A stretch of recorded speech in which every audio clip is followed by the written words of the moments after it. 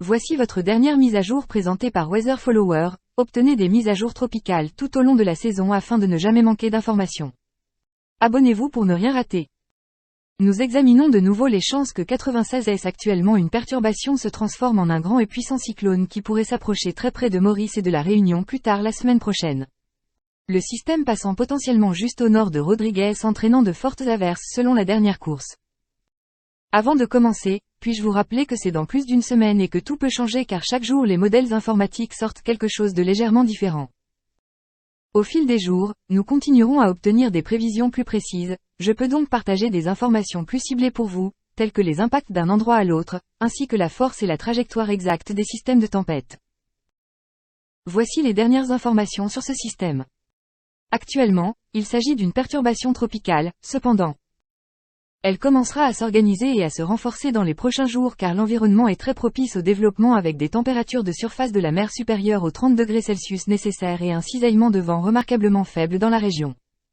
Cela permettra aux orages de continuer à se développer autour du centre, rendant le système plus fort et bien défini, comme on le voit ici sur l'image du haut.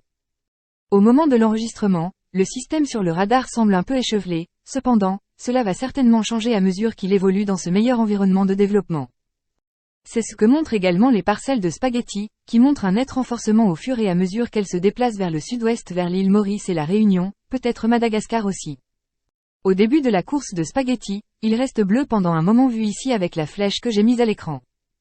Cela nous indique que les parcelles de spaghetti voient que le système semble actuellement un peu désorganisé pour le moment sur le radar.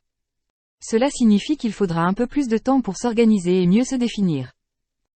Au fur et à mesure que nous descendons les parcelles de spaghetti, les couleurs commencent à virer au jaune et au rouge, ce qui nous montre qu'un renforcement est prévu. Cependant, il faut être prudent car en même temps les lignes s'écartent, ce qui signifie que la prévision exacte de la trajectoire est sujette à caution à ce stade. Nous devons attendre encore quelques jours jusqu'à ce que le système ait formé un centre de circulation. Une fois que cela s'est produit, les modèles auront une meilleure idée de l'endroit où ce système va et de sa force exacte. Comme je l'ai dit au début, une fois que cela s'est produit, je peux alors produire une prévision plus précise pour des zones spécifiques. Actuellement, la dernière exécution de GFS le montre. Mais comme je viens de le dire, beaucoup de choses vont changer. Alors ne prenez pas cela au pied de la lettre, ce n'est qu'une des centaines de possibilités.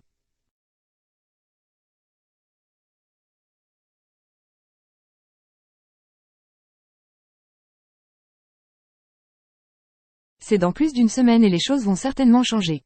C'est tout pour le moment. Abonnez-vous pour plus de vidéos comme celle-ci dans les années à venir afin de ne jamais en manquer. Au revoir.